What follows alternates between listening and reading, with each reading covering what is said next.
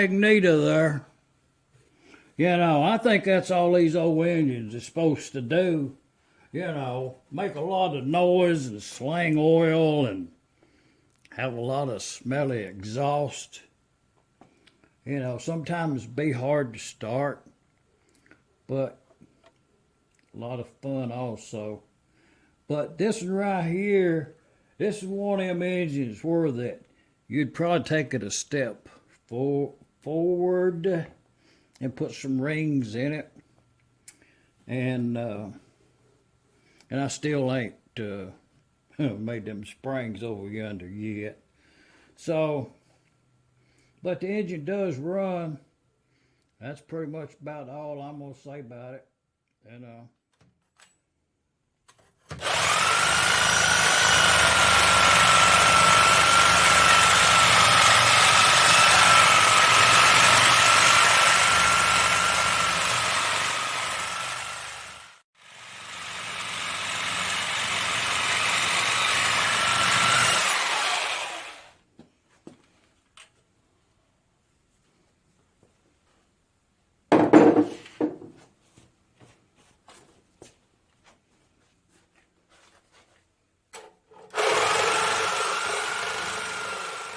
fuel there at camp fuel.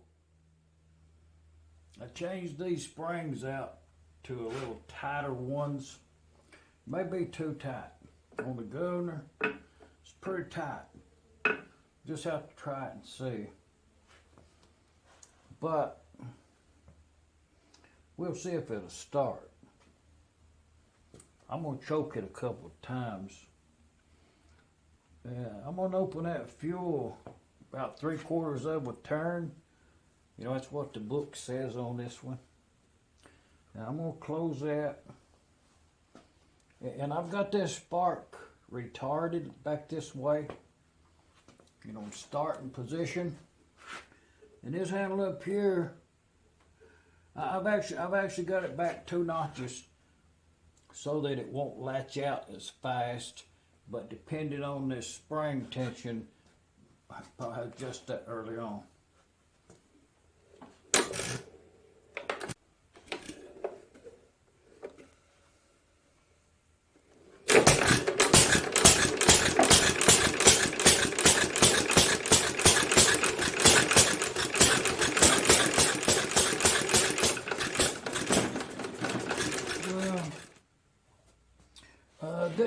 This is how many of them things I got with that winding machine, and they're all different as to what kind of spring that they wanted.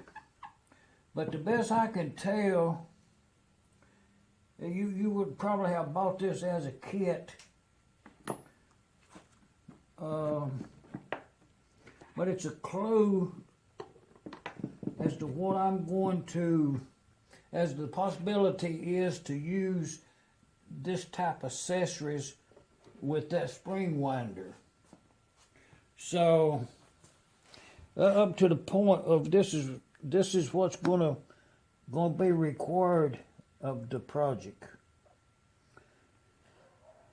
And this being the largest one that came with the machine, and the way these other examples are. And there was a couple of 3/4 that actually had a 1/2 inch protrusion to go into the chuck, as compared to most all the rest of them had a smaller.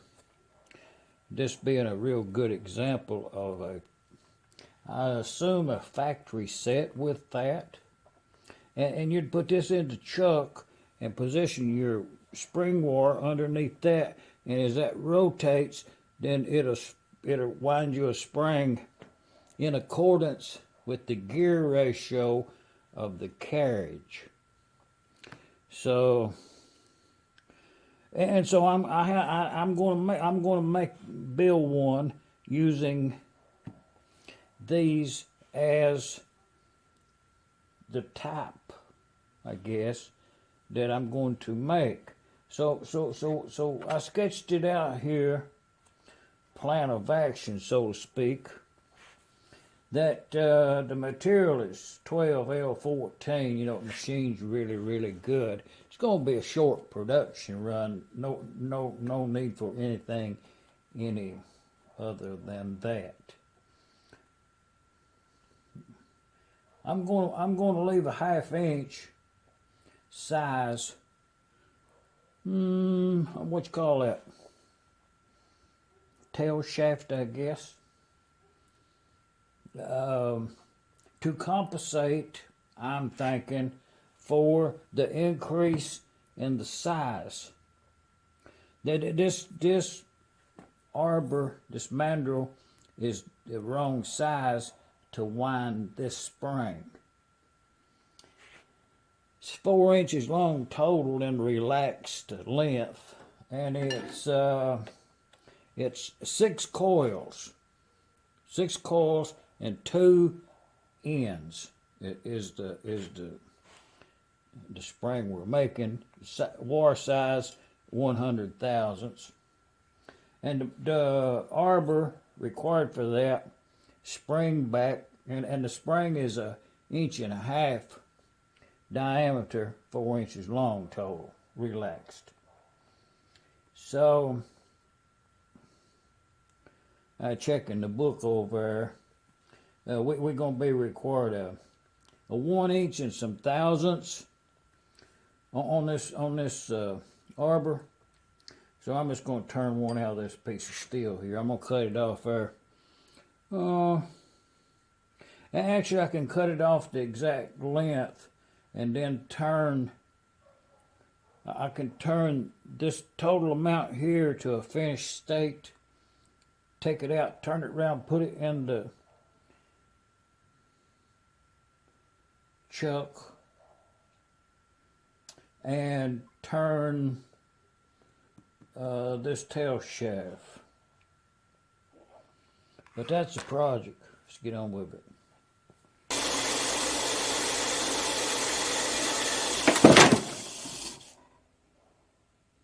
You know, kind of looking at this drawing from across ways, looking at it, see that arbor is inside this metal that I sawed off laying down there.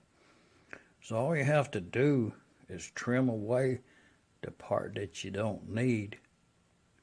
In this case, chuck it up in the lathe. I'm going to turn that 1 inch and something end first.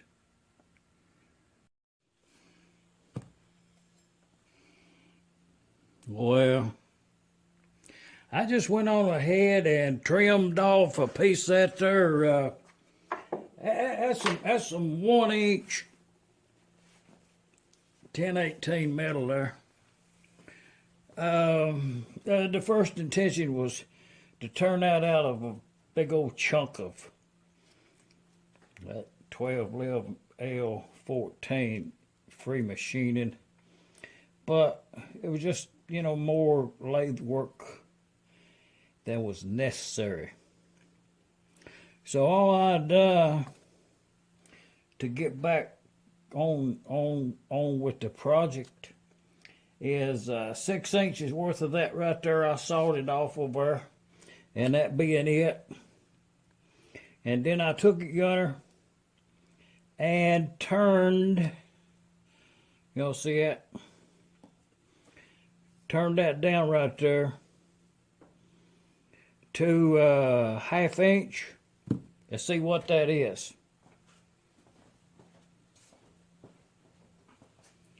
You know, we'll go old school. Mechanical, digital, where you can see some numbers right there. You know, you don't have to guess at it. You know, so 500 thousandths is the size that I turned this bar down to replicate this tang. That's the tang of it. But let's see what we got.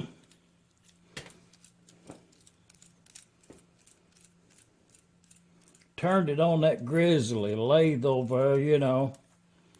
And micrometer is made in somewhere foreign made, so it's iffy at best. Oh yeah. Okay, can you all see that? 500, and actually it's 499 right down here. So you know that's within a half a thousandths right there. So if we come up here close to the thing,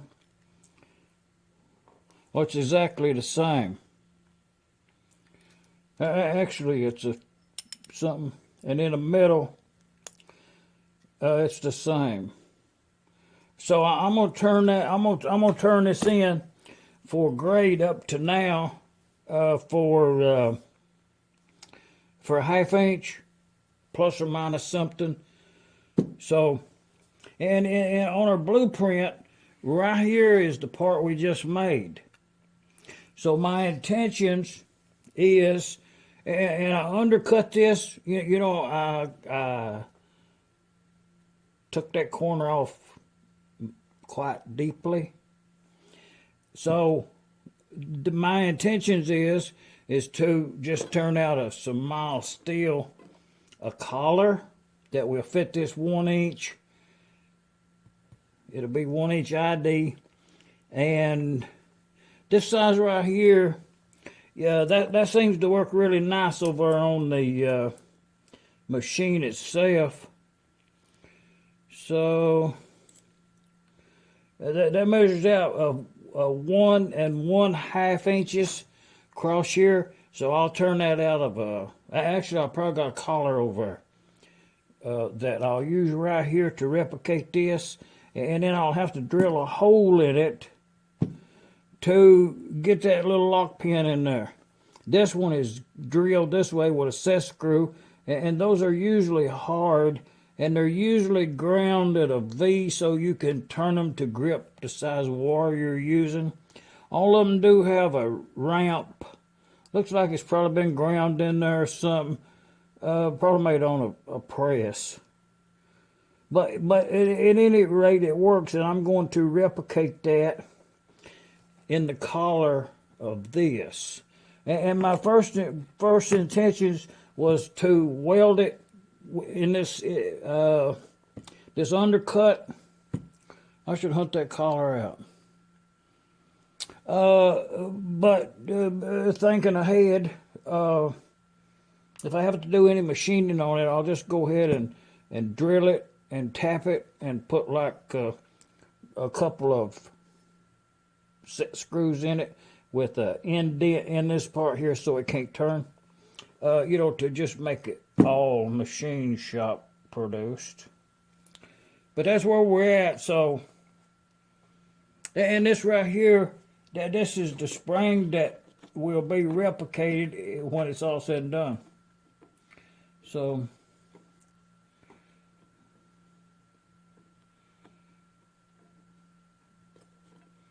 and taking into consideration, this spring is 1 1/2 inches across yonder.